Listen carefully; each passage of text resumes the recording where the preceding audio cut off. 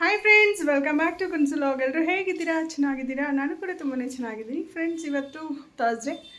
So ಬೆಳಿಗ್ಗೆನೇ ಎಲ್ಲ ಪೂಜೆ ಕೆಲಸ, ಟಿಫನ್, ಮಕ್ಕಳು ಸ್ಕೂಲ್, ಹಸ್ಬೆಂಡ್ ಡ್ಯೂಟಿ ಎಲ್ಲನೂ ಮುಗಿದಿದೆ.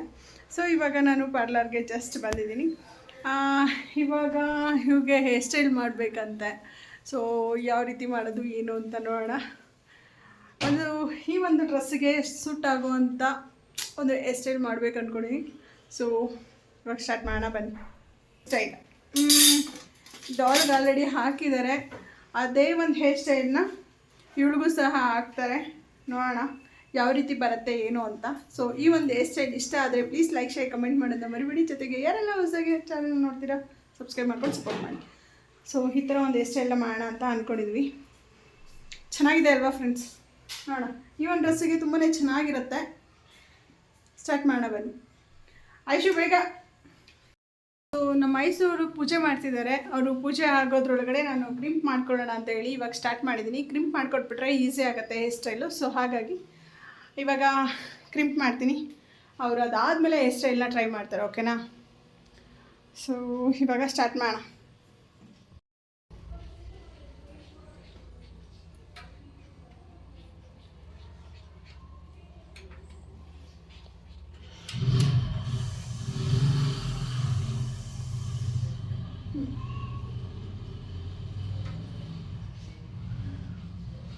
ಇವೇನೋ 10:30 ಒಳಗಡೆ ಹೋಗ್ಬೇಕಂತೆ. ಇವಾಗ ಟೈಮ್ ಬಂದು 10 ಆಗೋಗ್ಬಿಟ್ಟಿದೆ. 10:05 ಏನೋ ಆಗಿದೆಲ್ಲ. 10:05, 10:15 ಏನೋ ಆಗಿಬಿಟ್ಟಿದೆ. ಇನ್ನು 15 ಮಿನಿಟ್ಸ್ ಒಳಗಡೆ ಹೇರ್ ಸ್ಟೈಲ್ ಮಾಡಬೇಕು. ನಮ್ಮ ಮೈಸೂರು ಮೇಡಮ್ ಬಂದಿದ್ದು ಲೇಟ್ ಆಗೋಯ್ತು ಅಲ್ವಾ ಮೇಡಮ್? ನಾನೆಲ್ಲೋ ಹಂಗೆ ಫೋನ್ ಮಾಡೋಣ ಅಂದ್ಕೊಂಡೆ ವಿಷಯ. ಮತ್ತೆ ಅವ್ರು ಹೋಗಿ ಕರೆದು ವಾಪಸ್ ಬರೋದ್ರೊಳಗಡೆ ಟೈಮ್ ಆಗೋಗುತ್ತೆ. ನೀನು ಆನ್ ಟೈಮ್ ಬರಲಿ ಅಂದ್ಕೊಂಡು ಸುಮ್ಮನೆ ಆದೆ. ನಾವು ಬರ್ತೀವೋ ಬರಲಿ ಅಂತ. ಇಲ್ಲಾಂದರೆ ಸ್ವಲ್ಪ ಬೇಗ ಕರೆಸ್ತಿದ್ದೆ ಇವತ್ತು.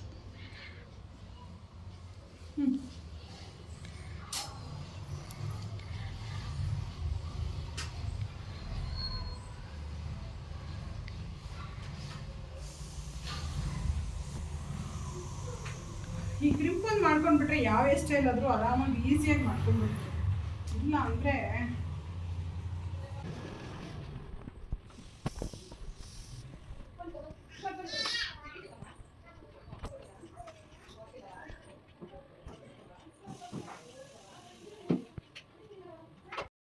ಕ್ರಿಂಪ್ ಮಾಡಿ ಕೊಟ್ಟಿದ್ದೀನಿ. ಇವಾಗ ಹೇರ್ ಸ್ಟೈಲ್ ಸ್ಟಾರ್ಟ್ ಮಾಡಿದ್ದಾರೆ.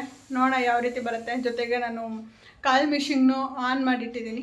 ಸೊ ಈ ಒಂದು ಡ್ರೆಸ್ಸಿಗೆ ತುಂಬಾ ಚೆನ್ನಾಗಿರುತ್ತೆ ಈ ಒಂದು ಹೇರ್ ಸ್ಟೈಲು. ಮತ್ತು ಇದನ್ನು ನಾವು ಲೆಹೆಂಗಾಗೆ ಎಲ್ಲದಕ್ಕೂ ಯೂಸ್ ಮಾಡ್ಬೋದು. ಅಂದರೆ ತುಂಬ ಚೆನ್ನಾಗಿರುತ್ತೆ ಲೆಹೆಂಗಾಗೆ ಮತ್ತು ಗೌನ್ಸ್ಗೆ. ಈ ಒಂದು ಹೇರ್ ಸ್ಟೈಲ್ ತುಂಬಾ ಚೆನ್ನಾಗಿರುತ್ತೆ. ಕ್ವಿಕ್ಕಾಗಿ ಹಾಕಿ ಮೇಡಮ್, ಬೇಗ ಬೇಗ. ಅವ್ರಿಗೆ ಆಲ್ರೆಡಿ ಟೈಮ್ ಆಗಿದೆ, ವೆಯ್ಟ್ ಮಾಡಿಸಿದ್ದೀನಿ ಪಾಪ. ಸೊ ಈ ಥರ ಲೇಯರ್ಸ್ ಬಿಡೋ ಥರ ತೋರಿಸ್ತೀನಿ ಒಂದು ನಿಮಿಷ. ಈ ಥರ ಲೇಯರ್ಸ್ ಬಿಡೋ ಥರ ತುಂಬ ಚೆನ್ನಾಗಿ ಬರುತ್ತೆ. ಸೊ ಇನ್ನೂ ಸ್ವಲ್ಪ ನೀಟಾಗಿ ಕ್ರಿಂಪ್ ಮಾಡಬೇಕಿತ್ತಲ್ಲ. ಸೊ ಎಮರ್ಜೆನ್ಸಿ ಅರ್ಜೆಂಟಲ್ಲಿ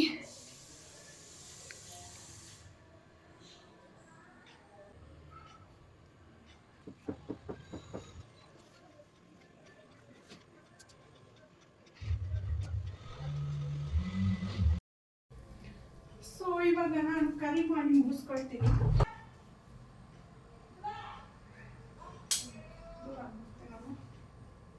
ಆಯುಷ್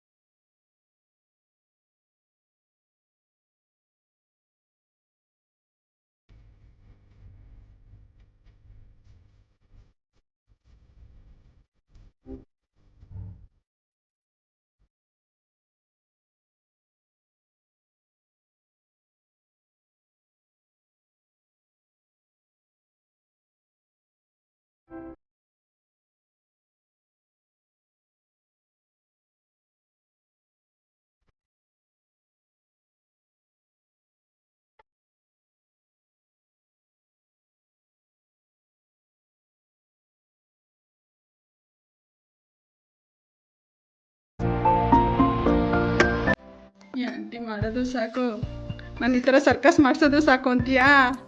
ಹಾಂ, ರೌಂಡ್ ರೌಂಡ್ ಸ್ಮೈಲ್.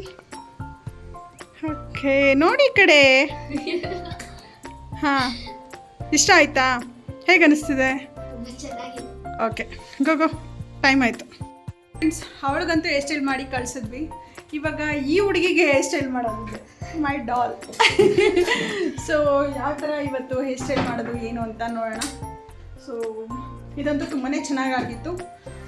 ಅದೇ ಒಂದು ಏನು ಹೇರ್ ಸ್ಟೈಲ್ನ ಅವ್ರಿಗೆ ಇವತ್ತು ಹಾಕಿದ್ದು. ಸೊ ತುಂಬಾ ಚೆನ್ನಾಗಿದೆ, ನಾನು ನಿಮಗೆ ತೋರಿಸ್ತೀನಿ. ಅವ್ಳಿಗೆ ಅಷ್ಟು ಕ್ರಿಂಪ್ ನಾವು ಟೈಮ್ ಇರಲಿಲ್ಲ, ಹಾಗಾಗಿ ಸ್ವಲ್ಪ ಲೈಟಾಗಿ ಕ್ರಿಂಪ್ ಮಾಡ್ಕೊಂಡ್ವಿ, ಸ್ವಲ್ಪ ಖುಷಿಯಾಗಿ ಬರಲಿ ಹೇರ್ ಅಂತ ಅಂದ್ಬಿಟ್ಟು.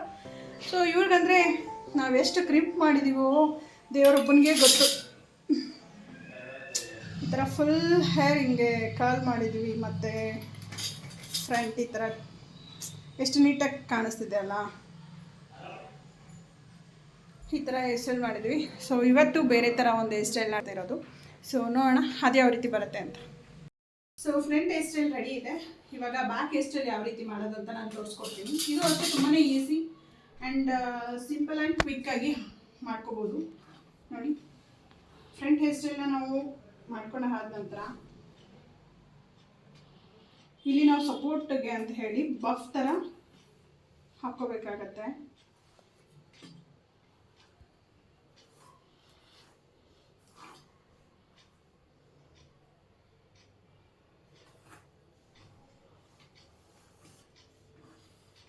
ಇದೇನು ಯಾವುದೇ ಥರದ್ದು ನಾನು ಬಫ್ ಮಾಡ್ತಾ ಇಲ್ಲ, ಜಸ್ಟ್ ಹಾಗೇನೇ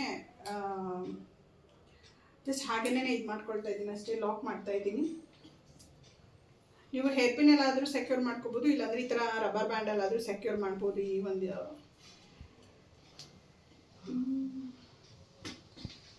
ಈ ಥರ ಮಾಡೋದ್ರಿಂದ ನಿಮಗೆ ಬಫ್ ಅಂದರೆ ಇನ್ ಕೇಸ್ ನಮ್ಗೆ ಬಫ್ ಬೇಕಂದ್ರೆ ಈ ಥರ ನಾವು ಮಾಡಿಕೊಂಡು ಜಸ್ಟ್ ಬ್ಯಾಕ್ ಸೈಡಿಂದ ಫ್ರಂಟಿಗೆ ಫುಲ್ ಮಾಡಿದ್ರೆ ನೀಟಾಗಿ ಬಫ್ ಕ್ರಿಯೇಟ್ ಆಗಿಬಿಡುತ್ತೆ.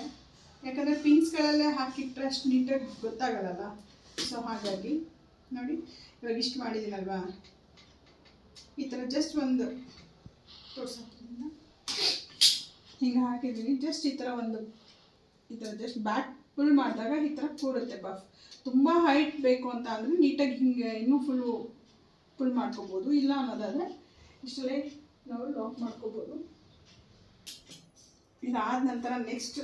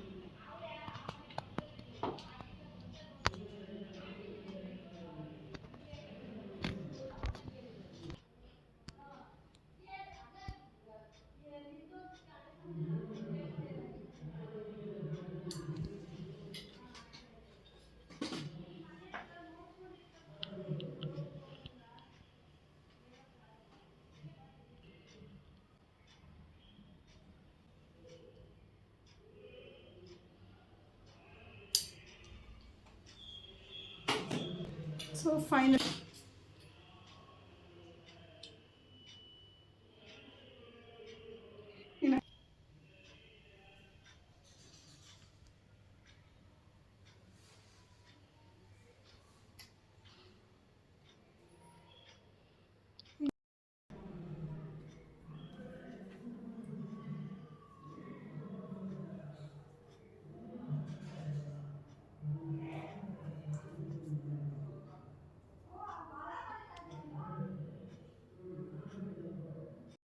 ಸಾರಿ ಫ್ರೆಂಡ್ಸ್, ಆ್ಯಕ್ಚುಲಿ ನಾನಿದು ಒಂದು ಸ್ವೀಟ್ ಮಾಡ್ತಾಯಿದ್ದೆ.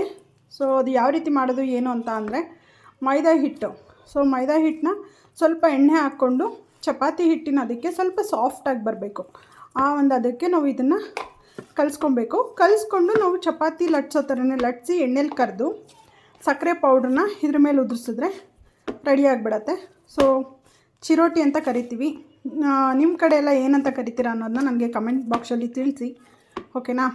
ಸೊ ಇದು ಯಾವ ರೀತಿ ಮಾಡೋದಂತ ನಾನು ತೋರಿಸ್ಕೊಡ್ತೀನಿ. ಇವಾಗ ಇದನ್ನು ಇದು ಮಾಡಿದ್ದೀನಿ. ಆಲ್ಮೋಸ್ಟ್ ನಾನು ಹೇಳ್ದಾಗೇನೆ ಇವಾಗ ಎಣ್ಣೆಲಿ ಕರ್ಕೊಂಡು ಸಕ್ಕರೆನ ಪೌಡ್ರ್ ಮಾಡ್ಕೋಬೇಕು. ಪೌಡ್ರ್ ಮಾಡಿಕೊಂಡು ಆದಮೇಲೆ ಅಂದರೆ ಬಿಸಿ ಬಿಸಿಲೇ ಕರೆದ್ಬಿಟ್ಟು ತೆಗಿತೀವಲ್ವ, ಆ ಟೈಮಲ್ಲೇ ಸಕ್ಕರೆನ ಉದುರಿಸ್ಬೇಕು.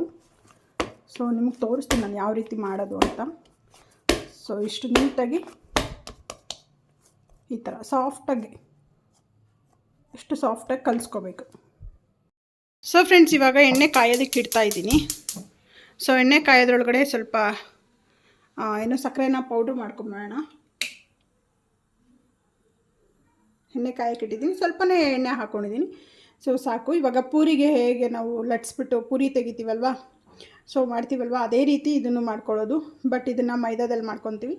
ಅದಕ್ಕೆ ಸಕ್ಕರೆ ಪುಡಿ ಮಾಡಿ ಉದುರಿಸೋದಷ್ಟೇ.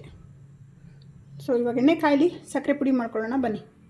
ಸಕ್ಕರೆನ ಪುಡಿ ಮಾಡ್ಕೊಂಡು ಆಯಿತು. ಸೊ ಇವಾಗ ನೆಕ್ಸ್ಟು ಈ ಒಂದು ಹಿಟ್ಟನ್ನು ಲಟ್ಸ್ಕೊಳ್ಳೋಣ. ಲಟ್ಟಿಸಿ ಅದರಲ್ಲಿ ಕರ್ಕೊಂಡ್ರೆ ರೆಡಿ ಆಗಿಬಿಡತ್ತೆ. ಲಟ್ಟಿಸ್ಬಿಟ್ಟು ಇದರಲ್ಲಿ ಕರ್ಕೊಂಡ್ರೆ ರೆಡಿ ಆಗುತ್ತೆ ಚಿರೋಟಿ. ಈ ಥರ ಹಾಕ್ಕೋಬೇಕು.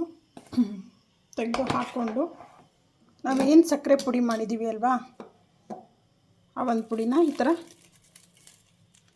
ಉದುರಿಸ್ಕೊಬೇಕು. ಬಿಸಿ ಬಿಸಿಲೇ ಉದುರಿಸ್ಕೊಬೇಕು, ಇಲ್ಲ ಅಂದರೆ ಅದು ನೀಟಾಗಿ ಅಂಟಲ್ಲ, ಸಪ್ಪೆ ಸಪ್ಪೆ ಅನಿಸ್ಬಿಡತ್ತೆ. ಸೊ ನೀಟಾಗಿ ಈ ಥರ ಉದುರಿಸ್ಕೊಂಡ್ರೆ ರೆಡಿ ಆಗಿಬಿಡತ್ತೆ ಸ್ವೀಟ್ ಪರೋಟ. ಫ್ರೆಂಡ್ಸ್, ಫೈನಲಿ ಚಿರೋಟಿ ರೆಡಿ. ಹೀಗೆ ಅಂತ ಚಿರೋಟಿ ಮಾಡಿದೆ, ನೋಡಿದ್ರೆ ಎಲ್ಲ ಮೆತ್ತಗಾಗೋಗ್ಬಿಟ್ಟೈತಿ. ಅದನ್ನು ನನ್ನ ಮಕ್ಳುಗಳು ತಿಂತವ್ರೆ. ಸೊ ಇವಾಗ ಮತ್ತೆ ಮಾಡಬೇಕು. ಸೊ ಆ ಒಂದು ಚಿರೋಟಿನ ಆಗಲೇ ಮಾಡಿ ಆಗಲೇ ತಿನ್ನಬೇಕಂತೆ. ಸೊ ನನಗದು ಗೊತ್ತಿರಲಿಲ್ಲ. ಏನೋ ಮಾಡಿಟ್ಬಿಟ್ಟು ನಾನು ಆಮೇಲೆ ತೊಗೊಂಡು ಹೋಗೋಣ ಸಂಜೆ ಅಂತ ಅಂದ್ಕೊಂಡೆ. ಯಾಕಂದರೆ ಸ್ವಲ್ಪ ಕೆಲಸದ ಒತ್ತಡಗಳಲ್ಲಿ ಫ್ರೀ ಟೈಮಲ್ಲಿ ನಾವು ಮಾಡಿಬಿಟ್ಟು ಕೊಡೋಣ, ಮಾಡಿಟ್ಬಿಡೋಣ, ಮತ್ತು ಆಮೇಲೆ ತೊಗೊಂಡು ಹೋಗೋಣ ಹಸ್ಬೆಂಡ್ ಬಂದಮೇಲೆ ಜೊತೆಲಿ ಹೋಗ್ಬಿಟ್ಟು ಬರೋಣ ಅಂತ ನಾನು ಅಂದ್ಕೊಂಡೆ. ಅದು ನೋಡಿದ್ರೆ ಫುಲ್ ಎಲ್ಲ ಮೆತ್ತಗಾಗೋಗ್ಬಿಟ್ಟಿದೆ. ನಿಜ ಬೇಜಾರಾಗೋಯ್ತು. ಸೊ ಓಕೆ, ಏನೂ ಮಾಡೋಕ್ಕಾಗಲ್ಲ. ಇಲ್ಲ, ನಾನು ಅರ್ಧಿದ್ದೇ ತಪ್ಪ ಇಲ್ಲ, ಏನಂತ ಗೊತ್ತಾಗಲಿಲ್ಲ ನನಗೆ. ಇಟ್ಸ್ ಓಕೆ, ನೋಡೋಣ.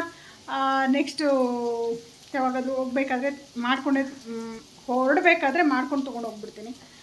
ಸೊ ಓಕೆ, ಇವಾಗ ಸಂಜೆ ಅಡುಗೆಗೆ ನಾನು ಹಾಗಲಕಾಯಿ ಪಲ್ಯ ಮಾಡ್ತಾಯಿದ್ದೀನಿ. ಸೊ ತುಂಬಾ ಚೆನ್ನಾಗಿರುತ್ತೆ. ಇದಕ್ಕೆ ಕಾಂಬಿನೇಷನ್ ಆಗಿ ರಾಗಿ ರೊಟ್ಟಿ ಮಾಡ್ತಾಯಿದ್ದೀನಿ.